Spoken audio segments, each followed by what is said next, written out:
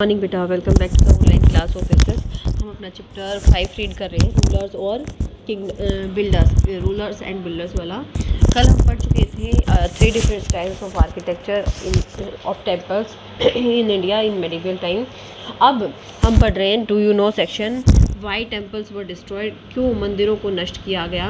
No doubt we find certain instances of temple destruction by rebel rulers and kings. अब कोई संदेह नहीं है कि हमें बहुत सारे उदाहरण मिलते हैं पास्ट में जब विरोधी राजाओं ने मंदिरों का विनाश किया या मंदिरों को नष्ट किया। If we go deep we find that this thing was not done from any fanaticism or religious point of view but for other ulterior motives. और राजाओं ने ऐसा किसी धार्मिक कट्टरता या धार्मिक तर्क से नहीं किया, बल्कि उनके कुछ अपने गुप्त उद्देश्य होते थे। The wealth accumulated in these temples attracted many greedy rulers to fill up their coffers and tide over their economic difficulties. अब इन मंदिरों में बहुत सारी धन इकट्ठा होता था, जिसके कारण काफ़ी लालची राजा यहाँ इस धन की तरफ आकर्षित होते थे और अपनी तिजोरी भरने के लिए आते थे और अपनी खुद की जो आर्थिक मुश्किलें थी वो दूर करते थे। Sometime these temples were destroyed by conquering forces to show their superpower and to vanquished rulers their subjects. अब देखो कई बार ये जो मंदिर थे इनको जो जीतने वाला राजा था वो भी नष्ट करता था अपनी शक्ति दिखाने के लिए हारे हुए राजाओं पर और उसके मंत्रियों पर। Change of ruling dynasty sometime led to vandalism and ferocity and nothing else. जब जो रूलिंग डायनेस्टी होती थी या फिर राजा बदल जाते थे, राजाओं के वंश बदल जाते थे, तो वो अपनी क्रूरता दिखाते हुए मंदिरों में तोड़फोड़ करते थे। Islamic school of architecture in India, Bharat में इस्लामिक स्कूल का मतलब होता है आर्ट। भारत में इस्लामिक या फिर इस्लामों के द्वारा लाया गया निर्माण कला स्कूल शब्द है, यहाँ ये आर्ट या स्टाइल के लिए इस्तेमाल हुआ है। With the advent of Muslims a new style of architecture begin to emerge in India. Bharat में मुस्लिमों के आगमन के साथ एक नई तरह की जो भवन निर्माण कला है वो विकसित हुई। This architecture also reflected the religious and social needs of Muslims. ये जो आर्किटेक्चर है ये मुस्लिमों के सामाजिक और धार्मिक आवश्यकताओं से भी दिखाई देती है, रिफ्लेक्ट होती है। While on the one hand Muslim had Persian architectural designs and ideas, on the other hand they had to employ local Hindu craftsmen and architects who introduced Hindu architectural design and decoration in Muslim architecture। अब देखो एक तरफ जो मुस्लिम थे वो Persian architectural designs और ideas को follow करते थे, लेकिन दूसरी तरफ वो काम कराने के लिए हिंदू शिल्पकारों और जो आर्किटेक्ट्स थे उनको काम पे रखते थे। अब जो हिंदू क्राफ्ट्समैन थे ये अपने जो हिंदू आर्किटेक्चरल डिज़ाइन थे उन और जो साज सजावट थे वो मुस्लिम आर्किटेक्चर में उन्होंने ऐड कर दिया, जिसका रिजल्ट ये रहा देयर वाज सिंथेसिस, एक मिक्सचर हुआ, एक नई शैली उत्पन्न हुई जिसमें हिंदू और मुस्लिम सिस्टम मिला हुआ था। It led to the growth of, इससे किस चीज़ की ग्रोथ हुई। Number 1 Indo Islamic school characteristics of Muslim architecture, जो मुस्लिम निर्माण कला है उसका जो इंडो इस्लामिक शैली मतलब इंडियन शैली और इस्लामिक शैली मिलकर इन्होंने नई शैली का ही निर्माण किया। The architecture school produce 2 types of structures, religious and secular. The former included mosques and tombs while the later included palaces, forts and gates।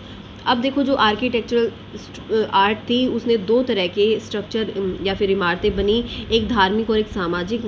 जो धार्मिक थी उसमें मस्जिदें और मकबरे शामिल थे, जबकि जो बाद वाले थे मतलब जो सेक्युलर थे, सामाजिक इमारतें थी उनमें महल, किले और बड़े बड़े जो गेट्स थे वो बनवाए गए। Some of the prominent elements of this school of architecture 1, कुछ इस भवन निर्माण कला की जो मुख्य विशेषताएं हैं वो हैं। Indo Islamic structure were open, airy and spacious because Muslim believed in common worship with its emphasis on congregation prayer, a prayer offered by the whole congregation at the same time. अब देखो Indo Islamic जो भवन होते थे वो खुले होते थे, हवादार होते थे और उसमें काफ़ी बड़ी जगह होती थी, क्योंकि जो मुस्लिम थे वो एक साथ मिलकर प्रेयर करने पर ज़ोर देते थे। और ये प्रेयर होती थी सामूहिक प्रार्थना। सामूहिक प्रार्थना जो सुबह शाम क्या करते हैं, यस, जो नमाज़ पढ़ते हैं वो उनकी सामूहिक प्रार्थना होती थी और सभी मिलकर एक साथ ये प्रेयर करते थे। और इसके लिए दे नीड अ स्पेशियस या फिर बड़ा खुला हवादार उनको जगह चाहिए थी। On the other hand, the prayer chamber of Hindu temples were small because only a few people at the time worshipped in a Hindu temple. जबकि जो हिंदू टेम्पल्स में जो प्रेयर का जो आंगन था या फिर जो एरिया था वो छोटा था, क्योंकि एक समय में कुछ ही लोग पूजा करने आते थे। A fundamental characteristic of Islamic art is powerful decorative ornamental quality. इसकी एक और दूसरी मुख्य विशेषता ये थी कि यहाँ पर सजावटी साजो सामान का काफ़ी इस्तेमाल होता था।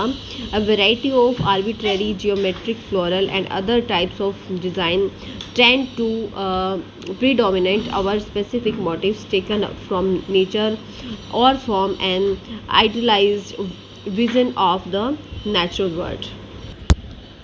जिस बेटा इसमें अलग अलग तरह के जो जियोमेट्रिक या ज्यामितीय फ्लोरल मतलब फूल पत्तियों वाले और दूसरे जो टाइप्स के डिज़ाइंस थे जो उसमें स्पेसिफिकली विशेष रूप से भाव दिखाए जाते थे नेचर से लिए, जो कि नेचर से या प्रकृति से लिए जाते थे और किस फॉर्म में दिखाए जाते थे। एक विवरण होता था प्राकृतिक विश्व का या प्राकृतिक वर्ल्ड, नेचुरल वर्ल्ड का।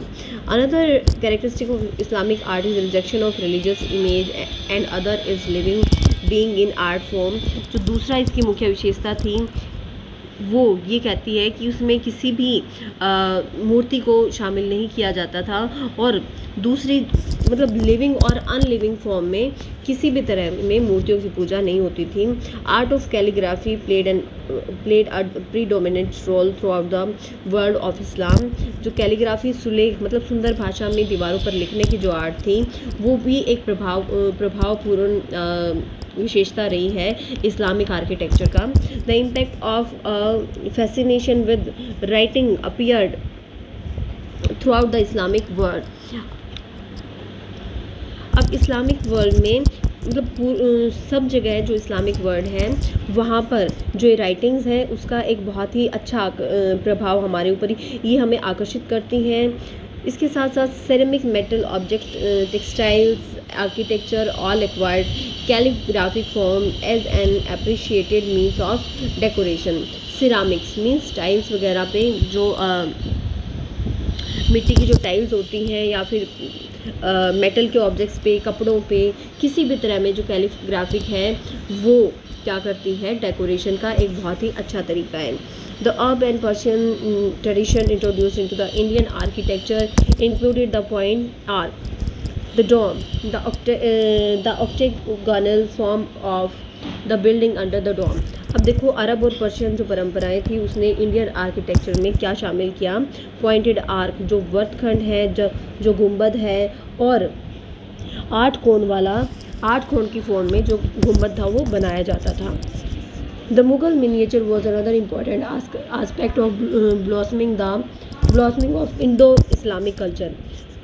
जो मुगल मिनिएचर मतलब जो लघु चित्र थे वो भी इंडो इस्लामिक कल्चर का एक महत्वपूर्ण एस्पेक्ट है या फिर विशेषता है। Before this Turks had already brought with them book illustrated with exquisite miniature by Persian artists who excelled in use of colors. अब देखो इससे पहले जो तुर्क्स थे वो ऑलरेडी अपनी किताबों में जो मिनिएचर्स थी उनकी वो पिक्चर्स लाते थे जिसमें पर्शियन आर्टिस्ट बहुत ही सुंदर तरह के और बहुत ही मुग्ध करने वाले कलर्स का इस्तेमाल करते थे। The tradition was continued in Mughal and later regional courts. और ये जो परंपरा थी ये मुगलों में और बाद के क्षेत्रीय दरबारों में जारी रही। यहीं तक पढ़ेंगे बेटा, आगे आप कल पढ़ेंगे, ठीक है। डाउट्स को लाइव क्लास में या डाउट सेशन में क्लियर करें। Keep studying and have a nice day.